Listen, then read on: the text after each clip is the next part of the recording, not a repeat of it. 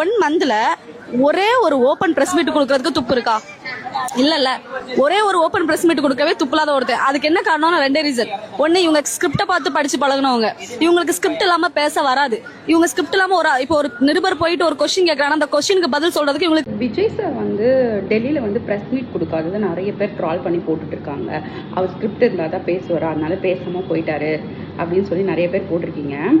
இப்போ டிஎம்கேலேயே இருக்கட்டும், ஏடிஎம்கேலேயே இருக்கட்டும், யார் ஸ்கிரிப்டை பார்த்து பேசல? ஜெயலலிதா அம்மா இருக்கட்டும், ஸ்டாலின் சார் இருக்கு, எல்லாரும் ஸ்கிரிப்டை பார்த்தானே பேசுறாங்க. ஏன் நம்ம எதிர்கட்சி தலைவர் உதயநிதி சார் ஐபேடு பக்கமாக பேப்பரை வச்சு தானங்க பேசினார் சட்டமன்றத்தில். நம்ம எல்லாரும் லைவாக தானங்க பார்த்துட்டு இருந்தோம். அப்புறம் என்னங்க சும்மா ஸ்கிரிப்டுன்னு சொல்லிட்டு இருக்கீங்க. செய்தியாளர் சந்திக்கலைங்க. ஏன் சந்திக்கல? நீங்கள் 1000 கேள்வி கேட்பீங்க, அதுக்கு நாங்கள் ஒரு பதில் சொல்லுவோம். அந்த பதிலை வச்சு முதலமைச்சர் இப்படி சொல்லிட்டாரு அப்படின்னு பிரேக்கிங் நியூஸில் போட்டு அவரே கலாய்ப்பீங்க. தேவையில்லைங்க. விஜயகாந்த் சார் நீங்கள் என்ன பண்ணீங்கன்னு எல்லாருக்கும் தெரியாதா?